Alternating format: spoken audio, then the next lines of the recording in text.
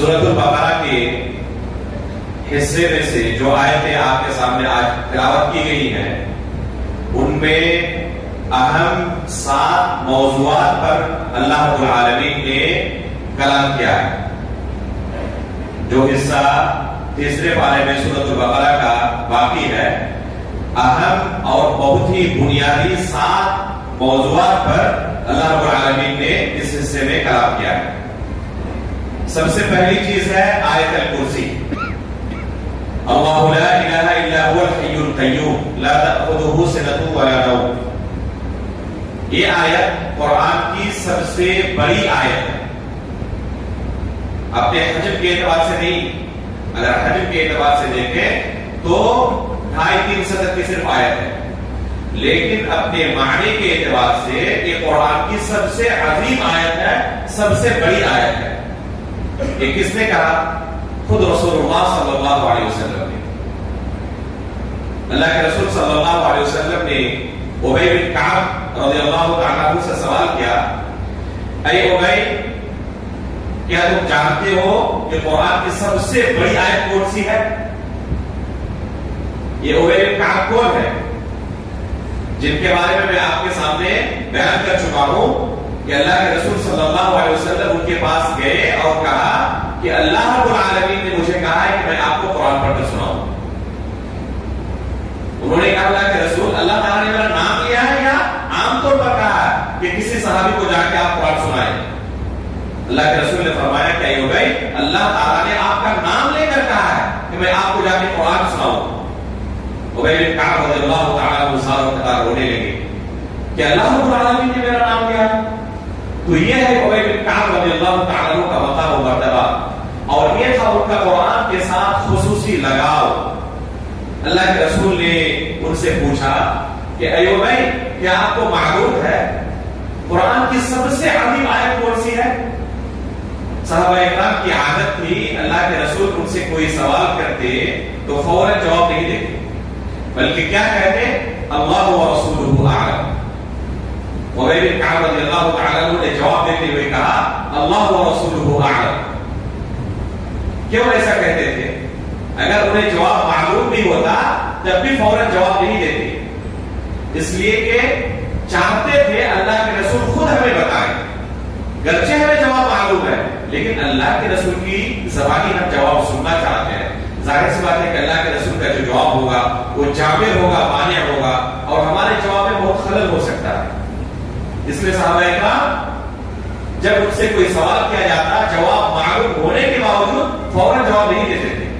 ابی بن کعب رضی اللہ تعالیٰ عنہ نے کیا کہا؟ اللہ و رسولہ اعلم, اللہ اور اس کے رسول بہتر جانتے ہیں. اللہ کے رسول نے 2 بار ان سے سوال کیا. جب 2 بار سوال کیا تو ابی بن کعب رضی اللہ تعالیٰ عنہ کو یقین ہو گیا کہ اللہ کے رسول مجھ سے جواب چاہتے ہیں. تب انہوں نے کہا اللہ لا الہ الا هو الحی القیوم. یہ قرآن کی سب سے عظیم آیت ہے. یعنی انہیں پہلے جواب معلوم تھا. جب انہوں نے یہ صحیح جواب, درست جواب دیا تو اللہ کے رسول نے ان کو شاباشی دی, ان کے پیٹھ پر تھپایا, ان کے سینے پر شاباشی دی اور کہا لیہدیک العلم یا ابا المنذر. ابو المنذر ابی بن کعب رضی اللہ تعالیٰ عنہ کی کنیت ہے.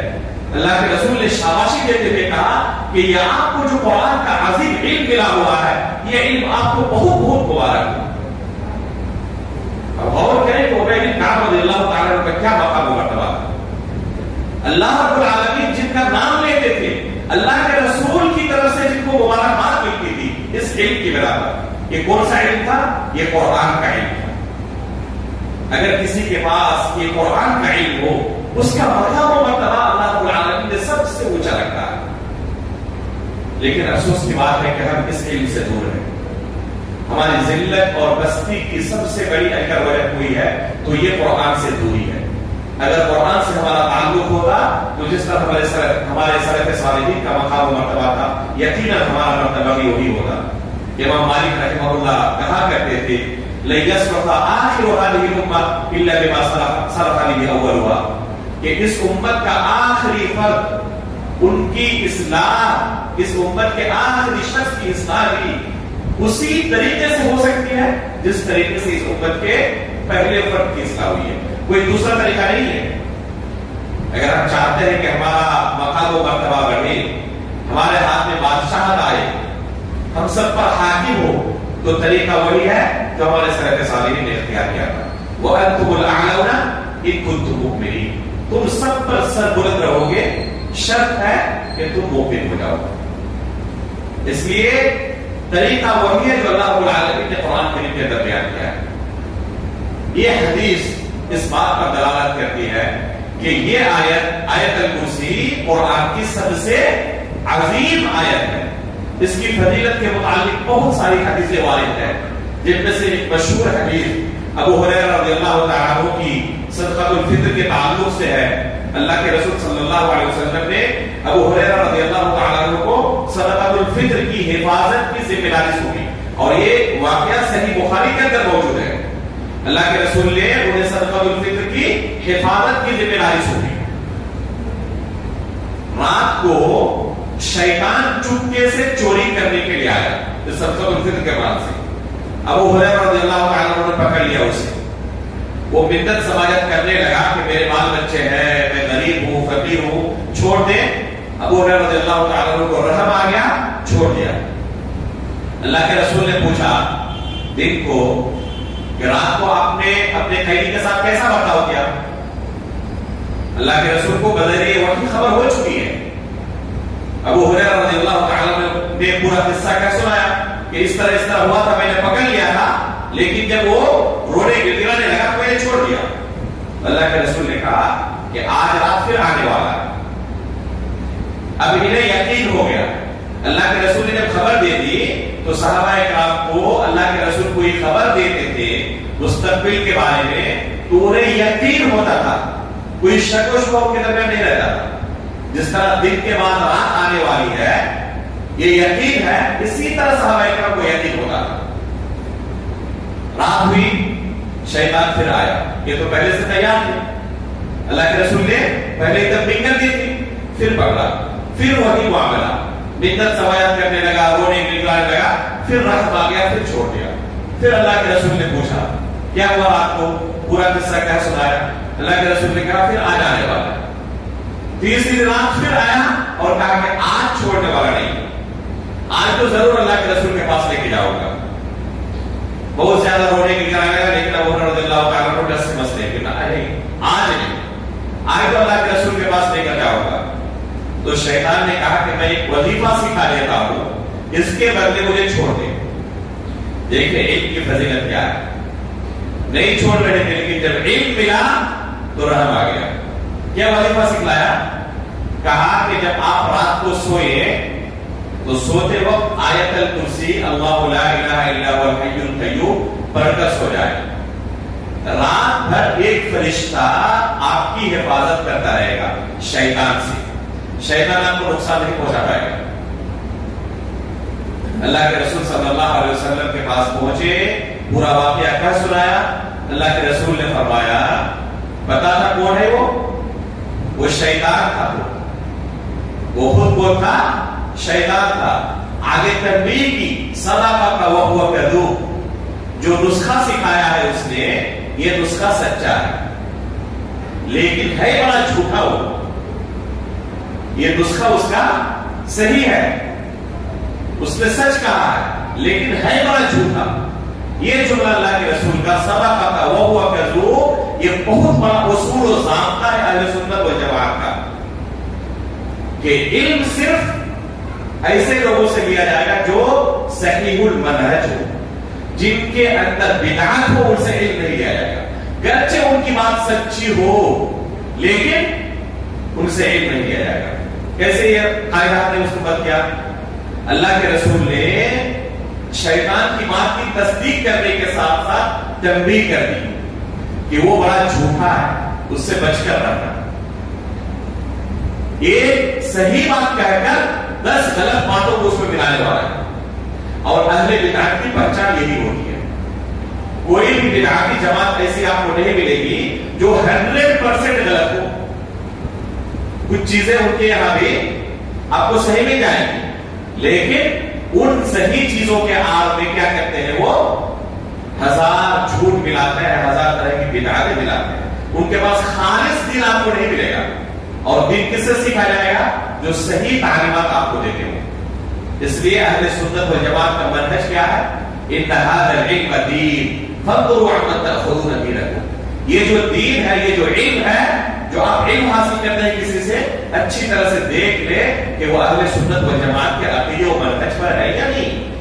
اگر اہل سنت والجماعت کے عقیدے و منہج پر ہے تو ان سے دین سیکھیں، اگر ان کے منہج پر نہیں تو ان سے لاکھوں کو دور رہیں.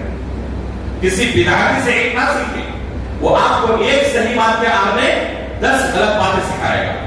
اس لیے ضروری ہے اچھی طرح جانچ لے، پرکھ لے کہ جن سے ہم دین سیکھ رہے ہیں وہ قابل اعتماد ہے یا نہیں ہے. امام مسلم رحمہ اللہ نے اپنی صحیح کے مقدمے میں اس منہج کو بہت ہی تفصیل کے ساتھ بیان کیا. اگر اس منہج کو کسی کو جاننا ہو، سیکھنا ہو تو مقدمہ صحیح مسلم پڑھیں.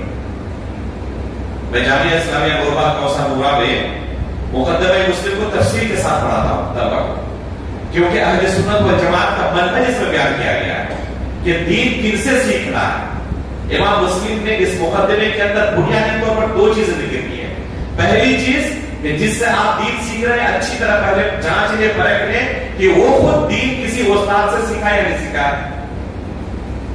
ایسا تو نہیں کہ کتاب پڑھ کر خود سے عالم بن گیا ہو اور لوگوں کو آگے دین سکھانے لگا ہو. ایسے لوگوں سے دین نہیں سیکھا جائے گا. صحیح مسلم کے مقدمے میں امام مسلم بیان کرتے ہیں ابو الزناد رحمہ اللہ کا قول کہ مدینے کے اندر سینکڑوں ایسے لوگ موجود تھے جو امانت دار تھے، ان کی امانت میں کوئی خلل نہیں تھا، خائن نہیں تھے، خیانت کرنے والے نہیں تھے. ما یؤخذ عنہ العلم یقال لیس من اہلہ، ان سے علم نہیں لیا جاتا تھا. کیوں؟ کہا جاتا تھا کہ یہ اہل علم میں سے نہیں ہے. یہ خود سے سکھاتے تھے لوگوں کو دین، لیکن صحابہ تابعین ان سے دور رہتے تھے کہ نہیں، ان سے دین نہیں سیکھنا ہے. کیوں؟ امام مالک رحمہ اللہ نے اس کی وجہ بیان کرتے ہوئے کہا ہے کیونکہ یہ دین جو لوگوں کو سکھا رہے تھے نا، کسی استاد کے پاس پڑھ کر انہوں نے یہ دین نہیں سیکھا تھا، کتابوں سے رٹ لیا تھا. اور افسوس کہ آج بھی بہت سارے ایسے لوگ ہیں معاشرے کے اندر جو کسی استاد سے شریعت کا علم نہیں سیکھے، کتابوں سے سیکھے ہیں. دوسری قسم کے لوگ جن سے دین نہیں سیکھا جائے گا کون ہے؟ جو اہل بدعت ہے. گرچہ علامہ ہو، علامہ الدہر ہو، لیکن اگر وہ اہل بدعت میں سے ہے تو ان سے بچ کر رہنا ہے، ان سے دین نہیں سیکھا جائے گا.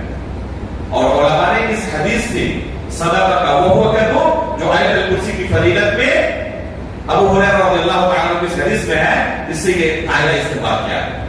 تو آیت الکرسی کی فضیلت اس حدیث سے کیا سمجھ میں آئی؟ آج سے اپنی یہ عادت بنا لیں، سونے سے پہلے آیت الکرسی پڑھ کر سونا، بغیر آیت الکرسی کی کبھی نہیں سونا. کیا فائدہ ہوگا؟ ایک فرشتہ آپ کے ساتھ لگا ہوا رہے گا رات بھر شیطان سے آپ کی حفاظت کرنے کے لیے. کس چیز سے حفاظت کرے گا؟ شیطان آپ کو جسمانی تکلیف لگا کے آپ کو مارے گا، پیٹے گا. شیطان جسمانی تکلیف بھی دیتا ہے، بعض لوگوں کو جسمانی تکلیف بھی شیطان دیتا ہے، اس سے بھی حفاظت کرے گا. لیکن اصل جو حفاظت ہے وہ کس چیز کی حفاظت ہے؟ آپ کے دین و ایمان کی حفاظت ہے. شیطان کی سب سے بڑی کوشش کیا ہے؟ ایک انسان کو جنت سے دور کر کے جہنم میں داخل کرنا. یہ شیطان کی سب سے بڑی کوشش ہے. جب انسان رات کو سوتا ہے شیطان اس کے ساتھ لگ جاتا ہے اور اسے تھپکی دیتے رہتا ہے، الا ایھا اللیل الطویل، ابھی رات کافی لمبی ہے، سوتے رہو سوتے رہو، یہاں تک کہ سورج طلوع ہو جاتا ہے اور اس کے کان میں پیشاب کر کے بھاگ جاتا ہے. شیطان کی بڑی کوشش کیا ہوتی ہے کہ آپ کی فجر کی نماز غائب ہو جائے، فجر کی نماز آپ نہ پڑھ سکے وقت پر. یہ سب سے بڑی کوشش ہوتی ہے. اگر آپ آیت الکرسی پڑھ کر سو رہے ہیں تو شیطان کامیاب نہیں ہوگا. یہ جو فجر کی نماز سے غائب رہتے ہیں تو اس کی بڑی وجہ یہ بھی ہے کہ ہم اذکار کا اہتمام نہیں کرتے. انشاءاللہ فجر بعد کے درس میں جو اذکار کے تعلق سے ہم بیان کریں گے تو اس ذکر کے متعلق تفصیل کے ساتھ بیان کریں گے کہ اس میں کیا ہے. تو یہ ہے شیطان سے حفاظت کا مقصد. اسی طرح سنن نسائی کی ایک حدیث ہے، اللہ کے رسول فرماتے ہیں کہ جس نے شام کے وقت آیت الکرسی کی تلاوت کی صبح تک شیطان سے اس کی اللہ رب العالمین حفاظت فرماتا ہے. اسی طرح صبح کے وقت تلاوت کی تو شام تک شیطان سے اس کی حفاظت ہوتی ہے. یہ حدیث بھی صحیح ہے. ایک اور حدیث ہے جس کی صحت کے بارے میں محدثین کے نزدیک کچھ کلام ہے، اللہ البانی رحمہ اللہ نے اسے صحیح قرار دیا ہے. وہ حدیث کیا ہے؟ من قرأ آیت الکرسی دبر کل صلاۃ مکتوبہ لم یمنعہ من دخول الجنۃ الا الموت. جو شخص ہر فرض نماز کے بعد آیت الکرسی کی تلاوت کرتا ہے، جنت جانے سے اسے کوئی چیز نہیں روک سکتی سوائے موت کے. یعنی جیسے وفات ہوگی وہ جنتی ہوگا. کسی کو پتا ہے کب کس کی وفات ہوگی؟ کسی کو پتا نہیں ہے. اگلی نماز پڑھنے کا موقع ملے گا نہیں ملے گا اللہ رب العالمین کے سوا کوئی نہیں جانتا. اس لیے میرے بھائیوں اپنی عادت بنا لیں، ہر فرض نماز کے بعد چاہے کتنا ہی ضروری کام کیوں نہ ہو آیت الکرسی پہلے پڑھنی ہے، تب کام میں لگنا ہے. مسجد سے جلدی نکلنا نہیں پڑے تو راستے میں چلتے ہوئے پڑھ لیں، لیکن آیت الکرسی سے پہلے کسی کام میں مشغول نہ ہو. ہر فرض نماز کے بعد علامہ ابن قیم رحمہ اللہ نے زاد المعاد کے اندر اپنے استاد شیخ الاسلام ابن تیمیہ رحمہ اللہ کے بارے میں نقل کیا ہے کہ مجھے خبر پہنچی اپنے استاد شیخ الاسلام ابن تیمیہ رحمہ اللہ کے بارے میں کہ انہوں نے زندگی بھر اس حدیث پر عمل کیا تھا. کبھی کوئی فرض نماز ایسی نہیں پڑھی جس کے بعد آیت الکرسی کو انہوں نے تلاوت نہ کی. اگر انسان اپنی عادت بنا لے اس کا نتیجہ کیا ہوگا؟ جب بھی وفات ہوگی انشاءاللہ اس فضیلت کے اندر داخل ہوگا. اور فضیلت کیسی؟ جنت میں داخل ہونے کی. اس سے بڑی اور کیا طلب ہو سکتی ہے ایک مومن کی؟ اس لیے میرے بھائیوں اس چیز کو اپنی عادت بنا لیں. ایک اور چیز میں بتانا چاہوں گا کہ اس طرح کی کوئی بھی فضیلت آپ کو اگر کسی بھی حدیث میں ملے کہ فلاں عمل کیے فضیلت ہے، فلاں عمل کیے فضیلت ہے، فلاں ذکر کیے فضیلت ہے، تو اس ذکر پر آپ غور و فکر کریں. اس کی فضیلت ایسے ہی نہیں رکھی ہے اللہ تعالیٰ نے. اس کے اندر بہت اہم میسج ہے، بہت اہم پیغام ہے جو اللہ رب العالمین ہمیں اس پر غور و فکر کرنے کی دعوت دے رہا ہے. یہ فضیلت ایسے ہی نہیں ہے کہ آپ بار بار ہر نماز کے بعد پڑھیں، صبح پڑھیں، شام کو پڑھیں، سوتے وقت پڑھیں. یہ بار بار جو اللہ رب العالمین آپ کو پڑھنے کا حکم دے رہا ہے تو اس کے پیچھے مقصد ہے کہ اس میسج پر آپ غور کریں کہ آپ کیا پڑھ رہے ہیں. پورے قرآن کے اندر یہ واحد آیت ہے جس میں سب سے جامع انداز میں اللہ رب العالمین کے تعلق سے بیان ہوا ہے. اس کو ایسے ہی نہیں کہا گیا یہ قرآن کی سب سے بڑی آیت ہے. پورے قرآن میں شیخ الاسلام ابن تیمیہ رحمہ اللہ فرماتے ہیں کہ سورۃ الحدید کے آخر میں، اسی طرح سورۃ الحشر کے آخر میں بھی اللہ رب العالمین کے تعلق سے جامع انداز میں بیان ہوا ہے، لیکن ایک آیت میں نہیں کئی آیتوں میں. اور یہ آیت جو سورۃ البقرہ کی آیت الکرسی، اس کے اندر صرف ایک آیت میں اللہ رب العالمین کے تعلق سے انتہائی جامع انداز میں اللہ رب العالمین کا تعارف موجود ہے. اس آیت میں اللہ تعالیٰ کے 5 اسماء الحسنی کا تذکرہ ہے، 20 سے زائد صفات کا تذکرہ ہے اس آیت میں. ایسے یہ سب سے عظیم آیت نہیں ہے. یہ 5 اسماء کیا ہے؟ ایک ہے اللہ، ایک ہے الحی، ایک ہے القیوم، اور ایک ہے العلی، اور ایک ہے العظیم. اللہ، الحی، القیوم، العلی، العظیم، یہ 5 اسماء ہے جن کا تذکرہ اس آیت میں آیا ہوا ہے. لفظ اللہ کا معنی کیا ہے؟ معبود. اللہ لا الہ الا ہو، یہ حقیقت میں کلمہ لا الہ الا اللہ ہے جس کے بغیر کوئی شخص مسلمان نہیں ہو سکتا. کیا معنی اللہ لا الہ الا ہو کا؟ کہ اللہ کے سوا کوئی برحق معبود نہیں. یہ ہے اس کلمے کا معنی. بعض لوگ کیا ترجمہ کرتے ہیں کلمہ لا الہ الا اللہ کا؟ معبود کے ساتھ ترجمہ نہیں کرتے. الہ کا ترجمہ عربی زبان میں معبود کے ہوتا ہے. بعض لوگ کہتے ہیں کہ اللہ کے سوا کوئی خالق نہیں، بعض لوگ کہتے ہیں اللہ کے سوا کوئی رازق نہیں، بعض لوگ کہتے ہیں کہ اللہ کے سوا اس کائنات کو چلانے والا کوئی نہیں، بعض لوگ کہتے ہیں اللہ کے سوا کوئی حاکم نہیں. یقیناً یہ اللہ کی صفات ہے، لیکن لا الہ کا یہ معنی نہیں ہے. اہل عرب بھی، کفار اور مشرکین بھی اللہ کو خالق مانتے تھے نہیں مانتے تھے؟ مانتے تھے. تو اس کلمے کو کہنے کے بعد میں اگر یہ معنی کیا جائے کہ اللہ کے سوا کوئی خالق نہیں تو کفار بھی کہہ سکتے تھے اس جملے کو. لیکن جب اللہ کے رسول نے کہا یا ایھا الناس قولوا لا الہ الا اللہ تفلحوا، اے لوگوں لا الہ الا اللہ کو تم کامیاب ہو جاؤ گے، کہہ دیے تھے وہ انکار کر دیے تھے، کیا کہا تھا انہوں نے؟ اجعل الالہۃ الہ واحدہ ان ھذا لشیء عجاب، اپنے تمام معبودوں کو چھوڑ کر صرف ایک اللہ کی عبادت کرنی ہے سے، یہ تو بہت عجیب و غریب مطالبہ ہے آپ کا، یہ کیسے ہو سکتا ہے؟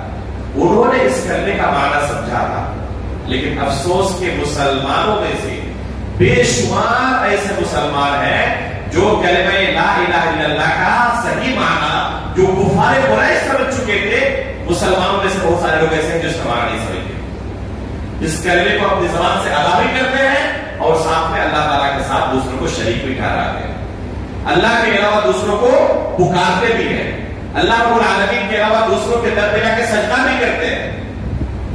کیا انہوں نے لا الہ کا معنی سمجھا؟ اگر لا الہ الا اللہ کا معنی انہوں نے سمجھا ہوگا تو قطعاً اللہ تعالیٰ کے ساتھ کسی دوسرے کو شریک نہیں کہہ سکتے۔ تو یہ معنی نہیں ہے لا الہ الا اللہ کا، لا خالق ولا رازق ولا مدبر ولا حاکم جو بعض لوگ کرتے ہیں، یہ معنی نہیں ہے۔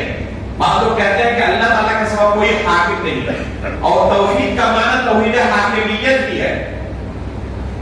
میرے بھائیوں لا الہ کے معنی نہیں ہے۔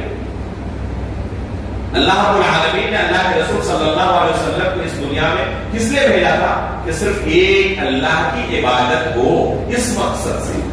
تو الہ کا ترجمہ ہوتا ہے معبود کی، کہ اللہ کے سوا کوئی واحد معبود نہیں۔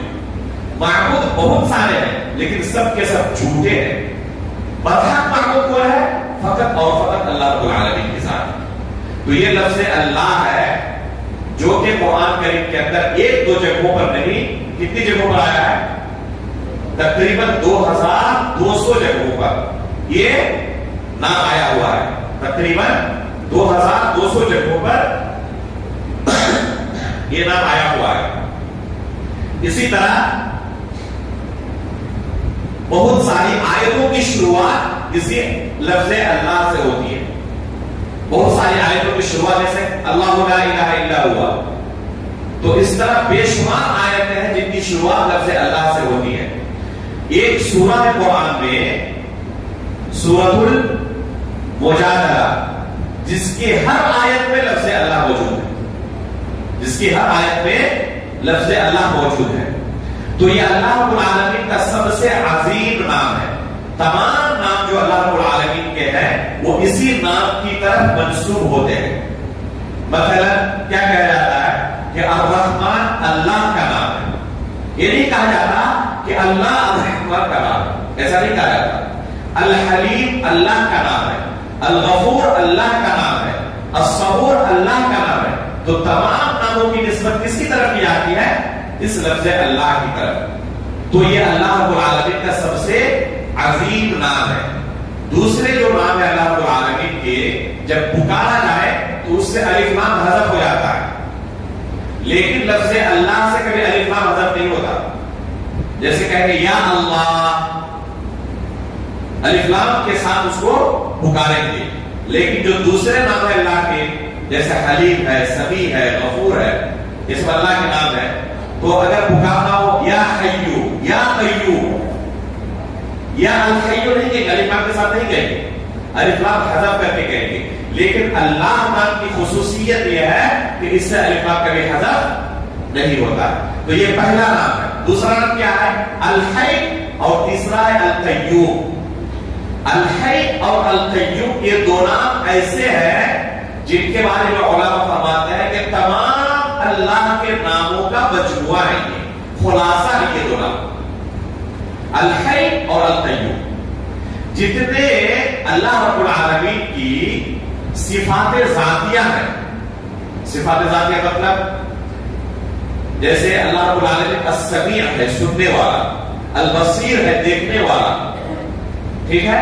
اللہ رب العالمین کی بہت ساری صفات ہیں جو ذاتی صفات ہیں، جیسے دیکھنے کی طاقت ہے، سننے کی طاقت ہے، بولنے کی، کلام کرنے کی طاقت ہے۔ اللہ رب العالمین کا وجہ ہے، چہرہ ہے، آنکھ ہے اللہ رب العالمین کی، یہ صفات ہے نا، یہ ذاتی صفات ہے۔ تو تمام صفات ذاتیہ یہ الحی کے اندر شامل ہے۔ حی کا معنی کیا؟ ہمیشہ ہمیشہ زندہ و جاوید رہنے والا. اس نام پر اگر کوئی غور کر لے تو اس کی ہدایت کے لیے کافی ہوگا. دنیا کے اندر کوئی ذات ایسی نہیں ہے, کوئی مخلوق ایسی نہیں ہے جس کو ہم الحی کہہ سکیں, جو ہمیشہ سے زندہ تھا اور ہمیشہ زندہ رہنے والا ہے. یا تو شروع میں زندہ نہیں تھا, اب زندہ ہوا ہے, اب اس کے بعد زندگی, جیسے ہم لوگ ہیں. ایک زمانے میں ہمارا وجود نہیں تھا, بعد میں ہمارا وجود ہوا, ابھی حیات ہمارے ساتھ ہے, لیکن کچھ دنوں کے بعد ہمارے پاس یہ زندگی نہیں رہے گی, حیات نہیں رہے گی, ہم مر جائیں گے. کچھ ایسے ہیں جن کے پاس سرے سے حیات ہی نہیں ہے, جیسے کہ یہ آپ کے سامنے, اس کے اندر حیات ہی نہیں ہے, زندگی نہیں ہے. کچھ ایسے ہیں جن کے پاس پہلے حیات تھی اب نہیں ہے, جیسے کہ جو قبرستان کے اندر مردے ہیں, پہلے حیات تھی لیکن اب نہیں ہے. کوئی ذات آپ کو ایسی نہیں ملے گی جس کے اندر شروع سے حیات ہے اور ہمیشہ حیات اور زندگی رہنے والی ہے, اللہ رب العالمین کے علاوہ. جب تمام مخلوقات زندگی کے اعتبار سے ناقص ہے, کامل نہیں ہے, تو کیا وہ عبادت کی مستحق ہو سکتی ہے؟ جو اپنی زندگی کا مالک نہ ہو, وہ کیسے عبادت کی مستحق ہو سکتی ہے؟ اس لیے اس نام پر اگر صرف انسان غور کر لے تو اس کے علاج کے لیے کافی ہوگا. تیسرا نام کیا ہے؟ القیوم, کہ اللہ رب العالمین قائم ہے بذات خود, کسی کا محتاج نہیں ہے. اللہ رب العالمین غنی ہے اور باقی تمام مخلوقات اللہ کی کیا ہے؟ محتاج ہے. چاہے وہ کتنا بڑا بادشاہ ہی کیوں نہ ہو, چاہے نبی ہو, رسول ہو اور مقرب فرشتہ ہی کیوں نہ ہو, وہ کیا ہے؟ اللہ رب العالمین کے محتاج ہے. اللہ کے رسول پورے بنی آدم کے سردار ہے, انا سید ولد آدم, اللہ کے رسول نے کہا. اور اللہ کے رسول صلی اللہ علیہ وسلم غزوہ بدر کے موقع پر گڑ گڑا کر اللہ تعالیٰ سے مانگ رہے ہیں کہ اللہ کے 313 کی تعداد آج اگر ختم ہو گئی تو قیامت تک تیری عبادت کرنے والا نہیں ہوگا. اور وہ صدیق آتے ہیں اور کہتے ہیں اللہ کے رسول حسبک, آپ بس کریں, اللہ تعالیٰ ضرور آپ کی دعا قبول کرنے والا ہے. یہ کون ہے جو اللہ تعالیٰ سے گڑ گڑا کر مانگ رہے ہیں؟ پورے بنی آدم کے سردار ہے اور ان کی یہ حالت ہے کہ اللہ کے سامنے اس قدر محتاج ہے, بے بس ہے. ابراہیم علیہ السلام کا قصہ پڑھیں قرآن میں, یہ کون ہے؟ خلیل اللہ ہے, برگزیدہ نبی ہے. یہ مقام و مرتبہ ان کا ہے اور 80 سال کی عمر تک اولاد کی نعمت سے محروم ہے. خود اپنی اولاد نہیں پیدا کر پاتی, اللہ تعالیٰ کے سامنے روتے ہیں, گڑگڑاتے ہیں, جھولی پھیلاتے ہیں. کیا کہتے ہیں؟ رب ہب لی من الصالحین, رب ہب لی من الصالحین, اے اللہ ایک نیک لڑکا عطا فرما. ایک نبی اگر اپنی اولاد کے لیے اللہ کے محتاج ہو تو نبی سے بڑا کوئی پیر, ولی, بزرگ, خواجہ, غریب نواز مل سکتا جو ہمیں اولاد دے سکتا ہو؟ یہ ایک نبی خود اپنی اولاد پیدا نہیں کر پاتے, اللہ رب العالمین کے سامنے جھولی پھیلا کے گڑگڑا رہے ہیں اور ہم اس اللہ کو بھول جاتے ہیں کسی خواجہ غریب نواز کے پیچھے اور کسی دادا اور دربار کے سامنے جاتے ہیں اور اس سے اولاد طلب کرتے ہیں. وہ خود محتاج ہے. اگر کوئی ذات ہے جو قیوم ہے وہ فقط اور فقط اللہ رب العالمین کی ذات ہے. تو یہ تیسرا اسم ہے, تیسرا نام ہے القیوم. چوتھا نام کیا ہے؟ العلی, اللہ رب العالمین بلند و بالا ہے. یہ اللہ کے ناموں میں سے ایک بہت ہی عظیم نام ہے اور اس نام کے اندر ایک بہت ہی مشہور کفریہ عقیدے کی تردید ہے. کس عقیدے کی؟ کفار و مشرکین کے یہاں ایک عقیدہ, بہت ہی باطل عقیدہ پھیلا ہوا تھا کہ اللہ رب العالمین ہر جگہ موجود ہے. عرش پر اللہ رب العالمین کو نہیں مانتے تھے, اللہ رب العالمین کو عالی نہیں مانتے تھے, بلند و بالا نہیں مانتے تھے. اللہ تعالیٰ نے اس آیت کے اندر بیان کیا کہ اللہ رب العالمین عالی ہے, بلند و بالا ہے. اور قرآن کریم کے اندر ایک دو جگہوں پر نہیں, 7 جگہوں پر ایک ہی آیت کو دہرایا ہے, الرحمن علی العرش استوى, الرحمن علی العرش استوى, کہ اللہ رب العالمین کی ذات کہاں ہے؟ عرش کے اوپر مستوی ہے, عرش کے اوپر مستوی ہے.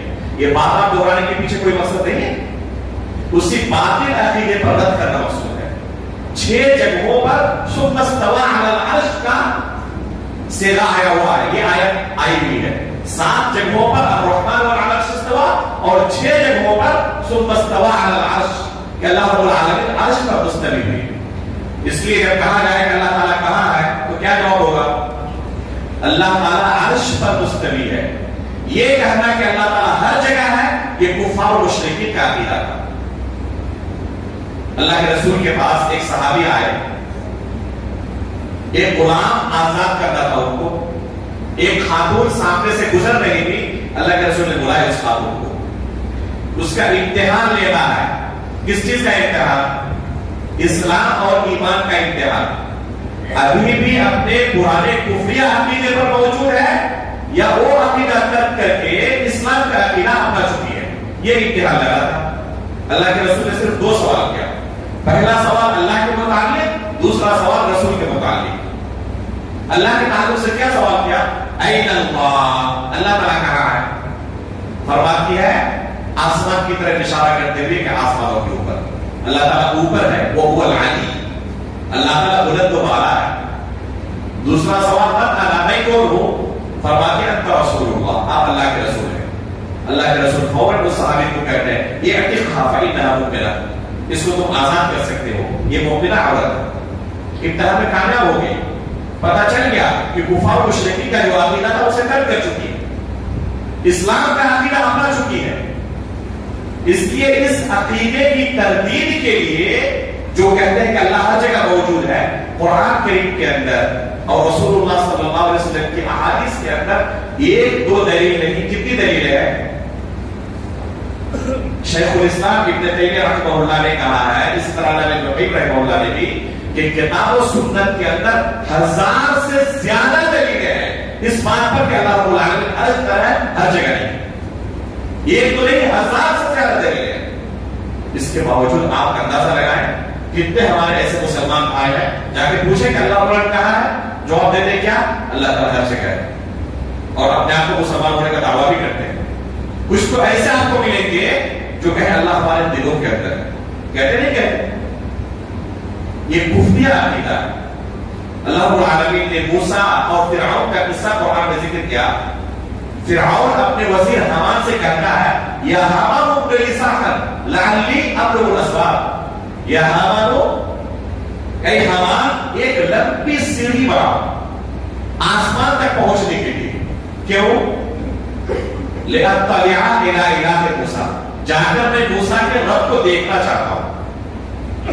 آگے کیا کہتا ہے؟ وَإِنِّي لَأَظُنُّهُ كَاذِبًا, کہ موسیٰ علیہ السلام کو ایک جھوٹا سمجھتا ہوں. اللہ تعالیٰ آسمان کے اوپر نہیں ہے. یہ کس کا عقیدہ تھا؟ فرعون کا. اور موسیٰ علیہ السلام کا عقیدہ کیا تھا؟ اللہ رب العالمین آسمانوں کے اوپر ہے. تو یہ عقیدہ کتاب و سنت کے اندر بے شمار آیتوں کے اندر اور احادیث کے اندر اللہ رب العالمین نے اور رسول اللہ صلی اللہ علیہ وسلم نے ہمارے ذہنوں کے اندر راسخ ہو جائے, اس لیے بار بار بتایا ہے. 5واں نام العظیم, کہ اللہ رب العالمین عظیم ہے, بڑے ہیں. اللہ رب العالمین کی عظمت کے تعلق سے گزشتہ کلام کے سامنے بیان کیا گیا تھا کہ اللہ رب العالمین ہر چیز کا خالق ہے. یہ زمین, یہ آسمان جس کا کوئی ہمیں سرا نظر نہیں آتا, ان تمام چیزوں کا خالق کون ہے؟ اللہ رب العالمین ہے. ظاہر سی بات ہے کہ یہ بڑی بڑی مخلوقات جب یہ اتنی بڑی ہے تو ان کا خالق بھی ان سے بڑا ہوگا. یہی ہے عظیم کا معنی. اور یہ 7 آسمان 7 زمینیں قیامت کے دن اللہ رب العالمین اپنی مٹھی میں لے لیں گے. والارض جميعا قبضته يوم القيامة والسماوات مطويات بيمينه. یہ زمین و آسمان اللہ رب العالمین کے داہنے ہاتھ میں, اللہ رب العالمین کی مٹھی میں ہوں گے. یہ ہے ہمارا جو عظیم ہے, جو بڑا ہے. ان 5 ناموں کا تذکرہ اللہ رب العالمین کے بے شمار ناموں میں سے اس آیت کے اندر ہے. صفات کی اگر بات کی جائے تو 1-2 نہیں 20 سے زائد صفات کا اللہ رب العالمین کی صفات کا اس آیت میں تذکرہ ہے. ظاہر اس بات ہے کہ تمام کو بیان کرنے کے وقت چاہیے. ایک صفت کے بارے میں آپ کو بیان کر رہا ہوں. علم کے بارے میں اللہ تعالیٰ نے اس آیت کے اندر کیا کہا ہے؟ یعلم ما بین ایدیہم وما خلفہم ولا يحيطون بشيء من علمه الا بما شاء وسع كرسيه السماوات والارض. کہ جو کچھ ہو چکا آگے پیچھے ہر چیز کے بارے میں اللہ رب العالمین جانتے ہیں. اللہ رب العالمین کو ہر چیز کا علم ہے. ولا يحيطون بشيء من علمه. مخلوق کے اندر اتنی طاقت نہیں ہے کہ اللہ رب العالمین کے علم کے کسی بھی حصے کا وہ احاطہ کر سکے. اللہ رب العالمین کے علم کے آگے مخلوق کا علم اتنا ریچ ہے، اتنا ریچ ہے کہ ایک مثال میں نے دی تھی سمندر کی. اسی طرح چندریان 3 کے بارے میں کہا تھا کہ باقی چیزوں کے بارے میں خود سائنسدانوں کا اعتراف ہے کہ اب تک کوئی علم نہیں ہوا ہے. وَعِنْدَهُ مَفَاتِحُ الْغَيْبِ لَا يَعْلَمُهَا إِلَّا هُوَ وَيَعْلَمُ مَا فِي الْبَرِّ وَالْبَحْرِ. خشکی کے اوپر، دریا کے تہوں میں جو کچھ ہے اللہ رب العالمین ہر چیز کے بارے میں جانتے ہیں. یہاں تک کہ اللہ تعالیٰ نے کیا کہا،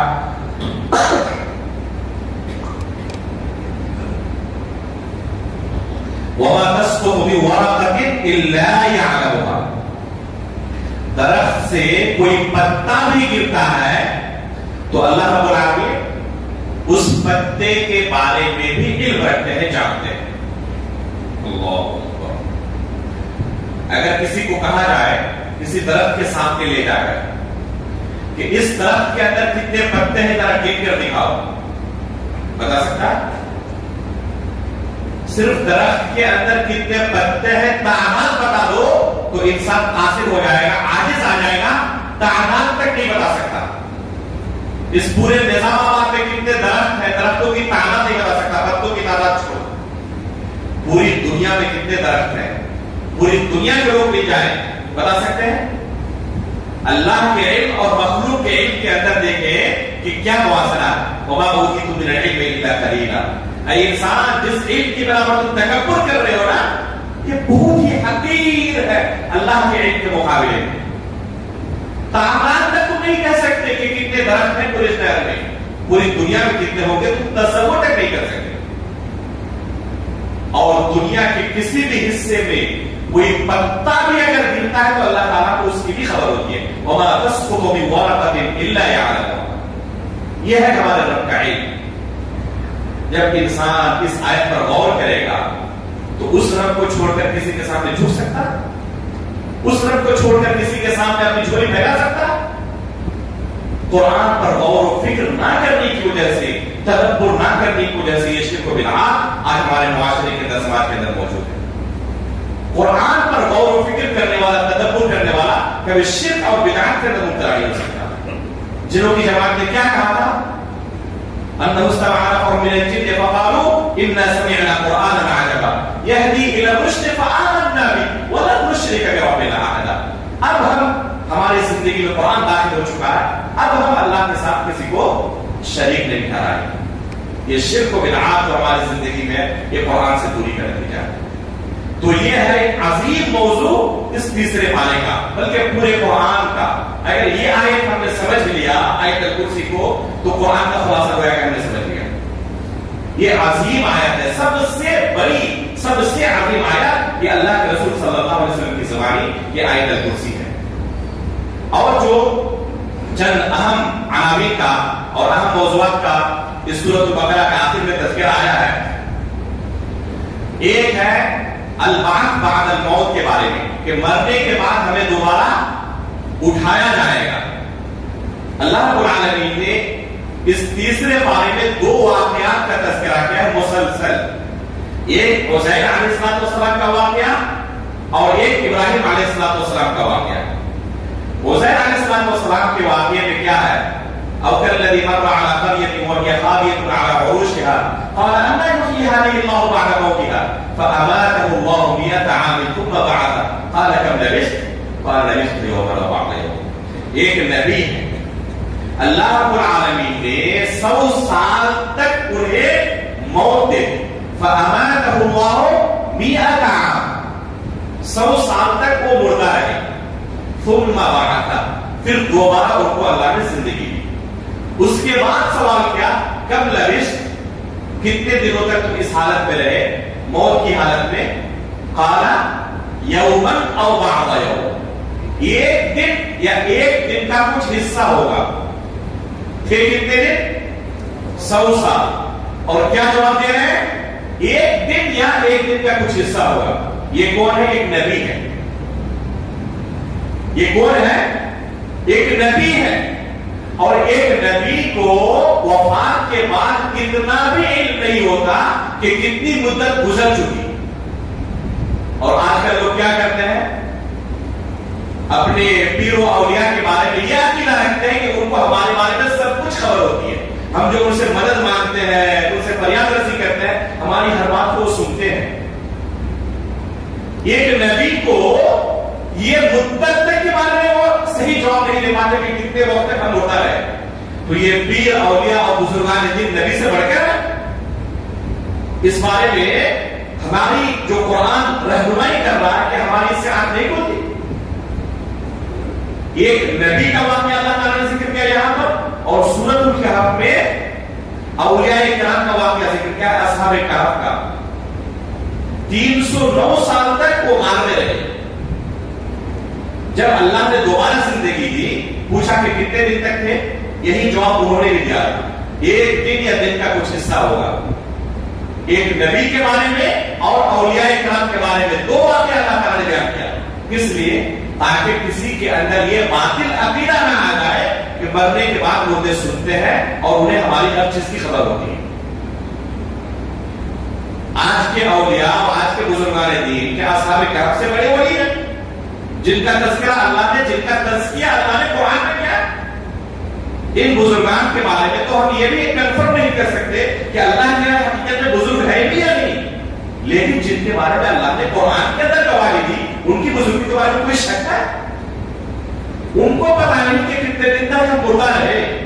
और इन बुजुर्गों के बारे में लोगों का दावा क्या है कि हर चीज की खबर होती है। कुरान को इंसान अगर समझ ले तो किसी तरह की बिदअत के अंदर और शिर्क के अंदर मुब्तला नहीं हो सकता। दूसरा वाक़या क्या बयान किया? इब्राहिम अलैहिस्सलाम का वाक़या। अल्लाह ताला से पूछा इब्राहिम अलैहिस्सलाम ने कि अल्लाह, मुर्दों को तू दोबारा जिंदा कैसे करेगा? कई फर्कों की इल्म होगा। तो अल्लाह ने क्या कहा? अवलम तुमिन, ऐ इब्राहिम क्या आपका इसमें ईमान नहीं है? क़ाला बला, अल्लाह ईमान तो है, वलाकिन लियत्मइन्न क़ल्बी, लेकिन मैं इत्मीनान हासिल करना चाहता हूं। ये इत्मीनान क़ल्ब क्या चीज है, इसे तफसील के साथ बयान करने की जरूरत है। इंशाअल्लाह मैं किसी दूसरे दर्स में इत्मीनान क़ल्ब के बारे में जिक्र करूंगा। ये इत्मीनान जो आम लफ्जों में आप सुनते हैं, ये मुराद नहीं है। ये ईमान का इंतहाई आला दर्जा है इत्मीनान। जब ऐसे मर्तबे पर कोई फायज हो जाए तो जानते हैं अल्लाह ताला और ऐसे लोगों के बारे में क्या फरमाता है? या अय्युहन नफ्सुल मुतमइन्ना इरजिई इला रब्बिक रादियतन मर्दिय्या फदखुली फी इबादी वदखुली जन्नती। ऐसे लोगों का रूह कब्ज़ करते हो अल्लाह ताला उन्हें जन्नत की खुशखबरी सुनाते हैं। यह है नफ्स मुतमइन्ना, ये ईमान का आला दर्जा है। इमाम बुखारी रहमहुल्लाह ने इस आयत से सही बुखारी की किताब ईमान में बहुत ही बारीक इस्तेदलाल किया। इंशाअल्लाह अभी वक्त हमारे पास नहीं है, किसी दूसरे दर्स में इस नुक्ते को इंशाअल्लाह आपके सामने रखूंगा। तो इसमें असल महल शाहिद क्या है कि अल्लाह रब्बुल आलमीन ने क्या कहा? देखना चाहते हो कैसे मैं दोबारा लोगों को जिंदा करूंगा? 4 परिंदों को लो, ज़बह करो, अलग अलग पहाड़ों पर खतमत करने के बाद उनके गोश्त को रख दो और अपनी तरफ बुलाओ। उसी तरह क्या तमाम परिंदे उनके गोश्त इधर उधर भागकर फिर अपनी असल हैयत पर आ गए और फिर उनके पास आ गए। आंखों के सामने अल्लाह ने दिखा दिया कि कैसे मैं मुर्दों को जिंदा करूंगा। ये कोई अफसाना नहीं है, ये बनावटी किस्सा नहीं है, रब का कमाल है। और हमने शुरू में कहा था कि कुरान के हुक्म में से देखा क्या है? इस पर ईमान लाया जाए कि रब का कलाम है, कोई अफसाना नहीं है। सूरे बकरा के अंदर कितनी आयतें इस तरह गुजर गई ईमान बिलबाद के बाद मौत के ताल्लुक से कि मरने के बाद हमें दोबारा जिंदा किया जाएगा, इस बारे में शक नहीं है। शुरू में बनी इस्राइल के वाक़ये में अल्लाह ने उन्हें मुर्दा किया और फिर दोबारा जिंदगी दी। बकरा का वाक़या है गाय को ज़बह करने का, اس میں بھی ایک مردہ شخص زندہ ہو کر کہا. اسی طرح یہاں پر مسلسل دو واقعات، عزیر علیہ السلام کو اور پھر ابراہیم علیہ السلام کو واقعہ. یہ 4 جگہ ہو گئی. اور پھر گزشتہ کل کے درس میں آئے اس میں وہ آخر میں دوسرے پارے کے ایک واقعے کا تذکرہ ہے کہ اللہ رب العالمین نے انہیں بھی دوبارہ زندگی عطا کی. 5 جگہوں پر صرف سورہ بقرہ کے اندر پریکٹیکل اللہ نے دکھایا ہے کہ کیسے میں دوبارہ مردوں کو زندہ کروں گا. ایک دو جگہوں پر نہیں، 5 جگہوں پر. اس لیے کسی شخص کے دل میں ذرہ برابر شک نہیں ہونا چاہیے کہ اللہ تعالیٰ کے پاس ہمیں دوبارہ اٹھ کر جانا ہے، اپنے اعمال کا حساب دینا ہے، اس کے سامنے کھڑا ہونا ہے. اگر یہ تصور دل کے اندر آ گیا نا تو نجات کے لیے کافی ہے. وَأَمَّا مَنْ خَافَ مَقَامَ رَبِّهِ وَنَهَى النَّفْسَ عَنِ الْهَوَىٰ فَإِنَّ الْجَنَّةَ هِيَ الْمَأْوَىٰ. پھر رب کے سامنے ایک دن کھڑا ہونا ہے، اپنے اعمال کا حساب دینا ہے. یہ اگر تصور آ گیا تو فإن الجنة هي المأوى. ایسے لوگوں کا ٹھکانہ اللہ کے پاس جنت ہے.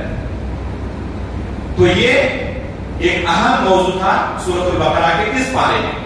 اس کے بعد صدقات و خیرات کے بارے میں تقریباً 2 صفحوں کے اندر متعدد آیات میں اللہ تعالیٰ نے اس پر ابھارا ہے. سب سے پہلے اس کی فضیلت بیان کی ہے کہ صدقات و خیرات کی بہت ہی زیادہ فضیلت ہے. کس طرح؟ اس کی ایک مثال دی ہے. ایک دانا انسان بوتا ہے اور اس سے 7 بالیاں نکلتی ہیں.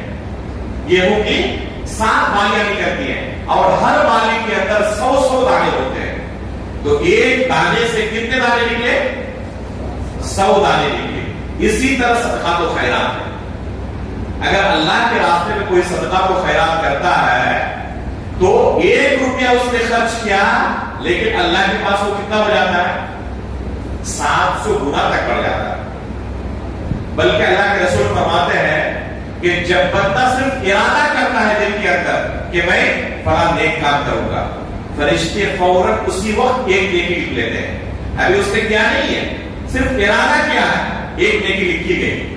جب کام کر لیتا ہے تو اسے کتنی نیکی عطا کرتے ہیں؟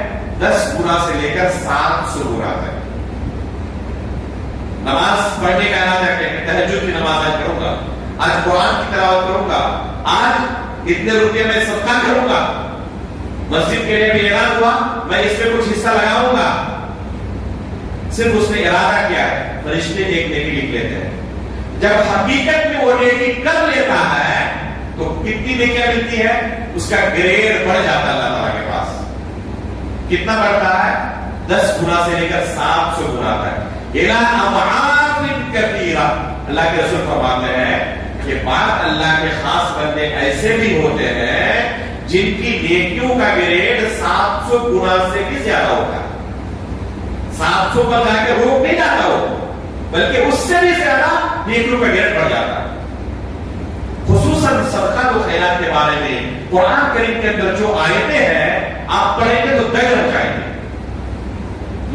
سورۃ المنافقون پڑھا، اس میں اللہ تعالیٰ کیا فرماتے ہیں کہ جہنمی جب جہنم میں چلے جائیں گے اور وہاں پر اپنی آنکھوں کے سامنے جب دیکھیں گے جنت و جہنم کے منظر کو، اس وقت خواہش کریں گے کاش کہ ہمیں دوبارہ دنیا میں جانے کا موقع ملتا. دوبارہ دنیا میں آ کر کیا عمل کرنا چاہیں گے؟ فَأَصَّدَّقَ وَأَكُن مِّنَ الصَّالِحِينَ. صرف ایک عمل کا تذکرہ اللہ نے کیا ہے کہ دوبارہ وہ خواہش کر کے کاش دوبارہ دنیا میں جاتے ہیں اور خوب صدقات و خیرات کر کے اللہ کے پاس دوبارہ آتے ہیں. کیونکہ وہاں پر اپنی آنکھوں سے دیکھیں گے کہ صدقات و خیرات کرنے والے جو لوگ تھے اللہ تعالیٰ کے پاس ان کو کیا مقام و مل رہا ہے. تو خواہش کریں گے کاش ہم بھی ایک بار جانے کا موقع ملتا، ہم بھی صدقات و خیرات کر کے اور اللہ کے پاس دوبارہ آتے. ان کو تو موقع ختم ہو چکا، جو وفات پا چکے، لیکن ابھی بھی ہمارے پاس یہ موقع ہے نہیں. ابھی بھی ہمارے پاس یہ موقع ہے اس موقع کو غنیمت جانے. صدقات و خیرات کے کچھ آداب اللہ تعالیٰ نے اس پارے کے اندر ذکر کیے ہیں. ان میں سے ایک ادب یہ ہے کہ کسی کو دینے کے بعد احسان نہ جتلائیں. دینے کے بعد احسان نہ جتلائیں. کسی بھی موقع پر اگر آپ نے احسان جتا دیا تو آپ کی صدقہ کی نیکی ختم ہو گئی. کسی بھی موقع پر آپ نے احسان جتا دیا تو مثلا آج آپ نے دے دیا کسی کو ایک کتاب ہدیہ کر دیا مان لیجیے، ٹھیک ہے، 2 سال کے بعد آپ اس سے کہہ رہے ہیں کہ وہ فلاں کتاب جو میں نے دی تھی نا اس میں یہ مسئلہ لکھا ہوا ہے. آپ نے دوسرے لفظوں میں اس پر احسان جتایا کہ میں نے تمہیں یہ احسان کیا تھا، جو آپ کے صدقہ کی نیکی بھی ختم ہو گئی. دینے کے بعد بھول جانا. لا نريد منكم جزاء ولا شکورا، کہ ہم تم سے نہ کوئی بدلہ چاہتے ہیں نہ شکریہ کا ایک کلمہ چاہتے ہیں، ہمیں چاہیے صرف اللہ تعالیٰ سے، آپ سے نہیں. یہ نیت ہونی چاہیے، یہ ہمارا رویہ ہونا چاہیے. جب اللہ کے راستے میں خرچ کریں، اگر اللہ کے لیے خرچ کر رہے ہیں تو بدلہ اسی سے لینا ہے. دنیا والوں سے ہمیں کوئی بدلہ نہیں چاہیے، نہ ان کا شکریہ چاہیے نہ اس سے کوئی بدلہ چاہیے. یہ اللہ تعالیٰ نے ادب سکھایا. دوسری چیز یہ کہ آپ کے پاس جو اچھا مال ہو، مرغوب مال ہو، اس مال میں سے آپ اللہ کے راستے میں کچھ خرچ کریں. ایسا نہیں کہ اپنے استعمال کے لائق نہیں تھا، اب اسے پھینکنا ہی تھا تو چلو کسی فقیر کو دے دیں. ایسا نہیں کہ یہ دینا جائز نہیں ہے، دینا جائز ہے، لیکن جو آپ کا مرغوب مال ہے، جو چوتھا پارہ بھی آج کچھ پڑھا گیا ہے، تو چوتھے پارے کی شروعات کسی سے ہوتی ہے. لن تنالوا البر حتى تنفقوا مما تحبون. اللہ رب العالمین کی نیکی اس وقت تک حاصل نہیں کر سکتے جب تک کہ ایسے مال اللہ کے راستے میں خرچ نہ کرو جس جو تمہارے نزدیک محبوب و پسندیدہ ہو. تو یہ صدقہ و خیرات کے بارے میں بہت سارے آداب اس پارے کے اندر بیان کیے گئے. اس کے بعد ایک اہم مسئلہ بیان کیا گیا ہے سود کے بارے میں. احل اللہ البیع وحرم الربا، کہ اللہ نے خرید و فروخت کو حلال قرار دیا اور سود کو حرام قرار دیا. سود سرے سے حرام ہے، بلکہ سب سے سنگین جرم ہے معاملات کے باب میں. عبادات کے باب میں سب سے سنگین جرم کیا ہے بتائیں؟ شرک. اور معاملات کے باب میں سب سے سنگین جرم کیا ہے؟ سود. اللہ تعالیٰ نے کیا کہا اس پارے کے اندر؟ فَأَذَرُوا بِحَرْبٍ مِّنَ اللَّهِ وَرَسُولِهِ. جو سود خور ہیں، سود کھاتے ہیں، وہ اللہ اور اس کے رسول کے ساتھ جنگ کے لیے تیار ہو جائے. کسی بھی گناہ کے تعلق سے یہ دھمکی اللہ نے نہیں دی ہے. کوئی بھی گناہ ایسا نہیں ہے دنیا کے اندر جس کے بارے میں اللہ اور اس کے رسول سے جنگ کا اعلان ہو. یہ کھلا اعلان جنگ ہے. جو سود کھاتے ہیں وہ گویا کہ اللہ رب العالمین اور اس کے رسول کے ساتھ جنگ کرنے کا ارادہ کرتے ہیں کہ میں اللہ اور اس کے رسول سے جنگ کرنا چاہتا ہوں. فَأَذَرُوا بِحَرْبٍ مِّنَ اللَّهِ وَرَسُولِهِ. اس لیے یا ایھا الذین آمنوا اتقوا اللہ وذروا ما بقی من الربا، اللہ تعالیٰ نے کہا کہ اے متقیو، اے ایمان والو، تم کیا کرو؟ سود کو اپنی زندگی سے نکال دو، سود کو ختم کر دو، چھوڑ دو. سود کی کوئی آمیزش تمہاری زندگی میں نہ ہو. اللہ کے رسول نے فرمایا کہ جب قرب قیامت ہوگا، قیامت قریب آ جائے گی، تو سود سے بچنا بڑا مشکل ہو جائے گا. مختلف الگ الگ ناموں سے لوگ سود کھائیں گے. ایسا محسوس ہوتا ہے کہ وہ زمانہ آ چکا ہے. ایسا محسوس ہوتا ہے کہ وہ زمانہ آ چکا ہے. سود سے بچنا بڑا مشکل ہو گیا. تمام بینکنگ نظام جو ہے وہ سود پر ہے. ایسے موقع پر ایک انسان کرے تو کیا کرے؟ اللہ تعالیٰ نے خود اس کا حل بیان کیا. فاتقوا اللہ ما استطعتم. اللہ رب العالمین سے ڈرو، اس کا تقوی اختیار کرو جہاں تک تمہارے لیے ممکن ہو سکے. جہاں تک آپ سود سے بچ سکتے ہیں وہاں تک بچنے کی کوشش کریں. آپ بچ سکتے تھے لیکن اس کے باوجود آپ نے راستہ کھول کر رکھا، تو اس کے بارے میں اللہ تعالیٰ کے پاس آپ کو جواب دینا پڑے گا. جہاں آپ کے لیے بچنا ممکن ہی نہیں تھا یا اس کی وجہ سے انتہائی زیادہ نقصان کے اطراف پڑنے والے تھے، ایسے موقع پر صرف اتنی کی اجازت آپ کو ہو سکتی ہے جتنے سے آپ اپنی زندگی بچا لیں، بس اس سے زیادہ نہیں. ایسا نہیں کہ اچھا موقع ملا. تو یہ سود کے تعلق سے یہ آیت نازل ہوئی ہے. اور سب سے آخری آیتوں کو متعلق کہا جاتا ہے کہ یا ایھا الذین آمنوا اتقوا اللہ وذروا ما بقی من الربا. یہ قرآن کی سب سے آخری آیت کے نزول کے اعتبار سے یا ایھا الذین آمنوا اتقوا اللہ وذروا ما بقی من الربا، علماء فرماتے ہیں کہ یہ قرآن کی سب سے آخری آیت اللہ کے رسول پر نازل ہوئی ہے. لوگوں کے درمیان مشہور یہ ہے الیوم اکملت لکم دینکم واتممت علیکم نعمتی، یہ سب سے آخری آیت ہے. یہ سب سے آخری آیت نہیں ہے، اس کے بعد بہت ساری آیتیں نازل ہوئی ہیں. یہ آیت میدان عرفہ میں نازل ہوئی تھی اور اس کے بعد بھی اللہ کے رسول پر بہت ساری آیتیں نازل ہوتی رہی. سب سے آخری آیت جو نازل ہوئی کون سی ہے؟ یہ سورہ بقرہ کی آیت ہے. یا ایھا الذین آمنوا اتقوا اللہ وذروا ما بقی من الربا. اس کے بعد اللہ تعالیٰ نے اس بارے کے آخر میں ایک بہت بڑی ایک صفحے کی آیت ہے دین کے بارے میں. اس پہ اللہ تعالیٰ نے یہ بیان کیا ہے کہ کسی کو ادھار دینا ہو تو لکھ دیا کرو. اس سے جھگڑے نہیں ہوتے. یہ واجب نہیں ہے، مستحب ہے. اللہ کے اس فیصلے کے مطابق، قانون کے مطابق انسان اگر تعامل کرنے لگے تو جھگڑے بہت سارے ختم ہو جائیں گے. یہ جو جھگڑے ہوتے ہیں کس لیے ہوتے ہیں؟ اس قانون کو لوگ فالو نہیں کرنا چاہتے. بلکہ اگر کسی کو آپ ادھار دیں اور اس سے کہیں کہ کاغذ لائے لکھ لیتا ہوں تو اپنی توہین سمجھتے ہیں بہت سارے. مجھ پر آپ کو بھروسہ نہیں ہے، آپ لکھنا چاہتے ہیں. میرے بھائی، اللہ تعالیٰ نے خود کہا ہے ہم عبادت کرنا چاہتے ہیں، اللہ کے حکم پر عمل کرنا چاہتے ہیں. اس لیے اگر کوئی بھائی آپ سے ادھار لینے کے موقع پر لکھا پڑھی کرنا چاہے تو کبھی اس کو شک کی نگاہ سے نہ دیکھیں، کبھی شک کی نگاہ سے نہ دیکھیں. اس آیت پر عمل کریں. یا ایھا الذین آمنوا اذا تداینتم بدین الی اجل مسمى فاکتبوہ. اللہ تعالیٰ نے کیا کہا کہ اسے لکھ لیا کرو. تو یہ اللہ کا حکم ہے. اس کے بعد اسی آیت میں اللہ نے کہا ہے گواہی کے متعلق کہ کسی معاملے میں گواہی کی ضرورت ہو تو 2 مردوں کی گواہی ضروری ہے. اگر 2 مرد نہ ملے، عورتیں ہو تو 2 عورتیں ایک مرد کے بالمقابل ہوگی. لیکن یہ تمام معاملات میں نہیں ہے. بعض معاملات میں عورتوں کی گواہی تنہائی کافی ہے، جیسے کہ رضاعت کے مسئلے میں. اور بعض معاملات ایسے ہیں جہاں پر عورتوں کی گواہی قابل قبول نہیں ہے، جیسے کہ قتل کے معاملے میں.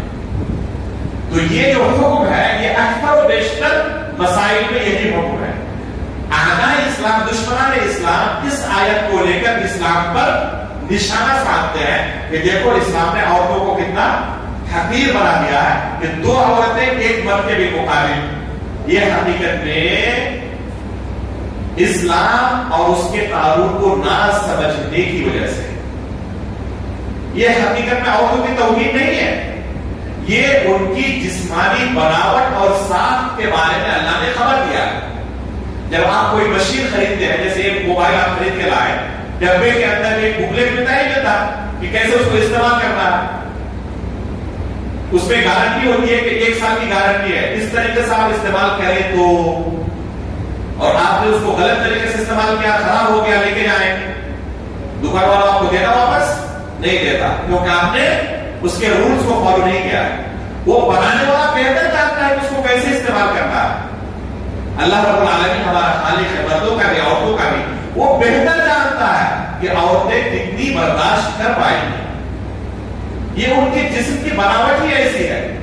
اللہ رب العالمین نے ایک خاتون کو جیسے بنایا ہے اللہ تعالیٰ بہتر جانتا ہے. اس تعلق سے بہت ساری اور باتیں ہیں، وقت اس کی اجازت نہیں دیتا. آخری چیز آمن الرسول سے لے کر آخر تک جو سورۃ البقرہ کے اندر 2 آیتیں ہیں، ان 2 آیتوں کے اندر ایمان کے ارکان کو بیان کیا گیا ہے.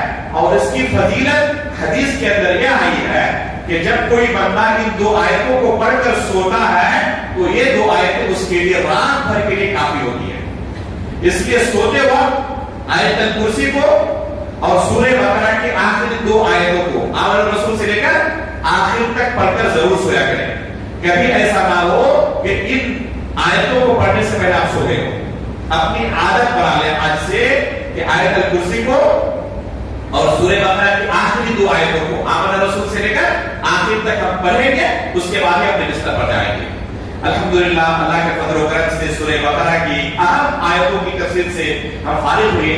آئندہ کل سے چونکہ ابھی سورہ آل عمران کے اندر ہم چل رہے ہیں، شروع سے لے کر سورہ آل عمران کے آخر تک آئندہ کل کے درس میں جو اہم پیغامات ہیں بیان کرنے کی ہم کوشش کریں گے. اللہ رب العالمین سے ہم دعا کرتے ہیں کہ اللہ رب العالمین اپنے کلام کو سمجھنا ہمارے لیے آسان بنا دے. اللہ رب العالمین ہمیں دین کی صحیح سمجھ عطا فرمائے اور اس کے مطابق اپنی زندگی گزارنے کی توفیق عطا فرمائے. آمین. تقبل رب العالمین. وصلی اللہ علی نبینا محمد.